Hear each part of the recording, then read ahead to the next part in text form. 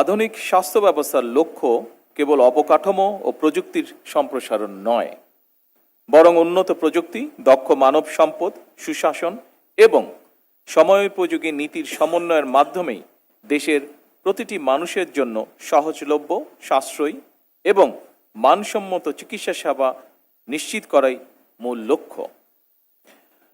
উপস্থিতবৃন্দ, আমি বিশ্বাস করতে চাই আজ 500 শয্যা বিশিষ্ট national institute of neuroscience and hospital ভবন 2 এই শুভ উদ্বোধনের মাধ্যমে আমরা সেই লক্ষ্য অর্জনের পথে একটি ধাপ এগিয়েছি।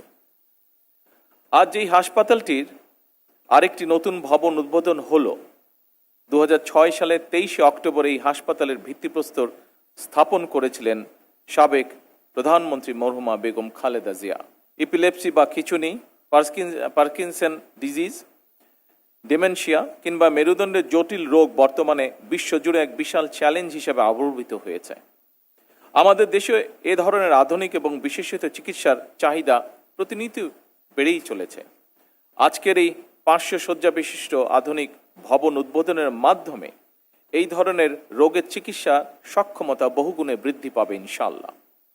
আধুনিক আইসিইউ, অপারেশন থিয়েটার, আধুনিক ডায়াগনস্টিক সুবিধা এবং বিশেষায়িত ওয়ার্ডের সমন্বয় গঠিত এই নতুন ভবন কেবল রোগী ভর্তির ধারণ ক্ষমতাকেই বাড়াবে না, একই সাথে চিকিৎসা, গবেষণা এবং উচ্চতর শিক্ষার ক্ষেত্রে এক বিরাট মাইল ফলক হিসেবে কাজ করবে বলে আমি দৃঢ়ভাবে বিশ্বাস করি। প্রযুক্তি রোগ শনাক্ত করতে পারে, কিন্তু রোগীর ভয়, উদ্বেগ এবং মানসিক কষ্ট বুঝে তাকে আশ্বস্ত করার ক্ষেত্রে চিকিৎসকদের মানবিক আচরণের বিকল্প নেই। একথা আমরা সকলে উপলব্ধি করি।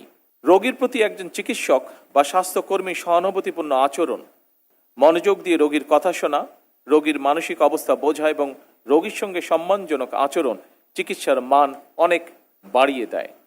তবে একই সঙ্গে আমাদের এটিকে অবশ্যই মনে রাখতে হবে, চিকিৎসা সেবা এবং চিকিৎসা পরিবেশ নির্ভীক করতে সকল দায় দায়িত্ব চিকিৎসকের একক নয়, বরং আমি মনে করি চিকিৎসক, রোগী এবং রোগীর উদ্বিগ্ন স্বজন এই 3টি পক্ষের মধ্যে পারস্পরিক আস্থা, সম্মান এবং সহানুভূতির সম্পর্ক বজায় থাকা অত্যন্ত জরুরি।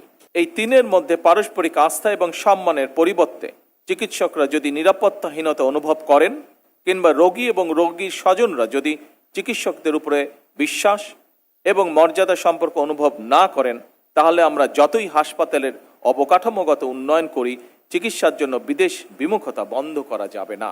উপস্থিত সুধীবৃন্দ, জাতীয় বাজেটে স্বাস্থ্য খাতে এ যাবৎকালে সর্বোচ্চ বেশি বরাদ্দ দিয়ে বর্তমান সরকার প্রমাণ করেছে সরকার সুস্বাস্থ্যের বাংলাদেশ গড়তে চায়। এটি স্রেফ একটি স্লোগান নয়, বরং সরকার দেশে একটি কার্যকর ব্যবস্থা গড়ে তুলতে চায় যাতে করে মানুষ দেশের ভেতরেই সকল রকমের স্বাস্থ্য সেবা পায়।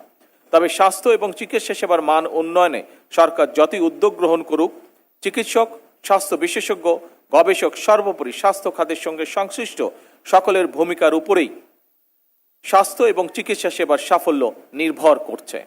উপস্থিত সুধীবৃন্দ, সরকার এমন একটি কল্যাণমুখী রাষ্ট্র প্রতিষ্ঠা করতে প্রতিশ্রুতিবদ্ধ, যেখানে চিকিৎসা পাওয়ার জন্য কোনো নাগরিককে দেশের বাইরে হয়তো যেতে হবে না, কিংবা কেউ অর্থ অভাবে স্বাস্থ্য সেবা থেকে ইনশাল্লাহ বঞ্চিত হবে না।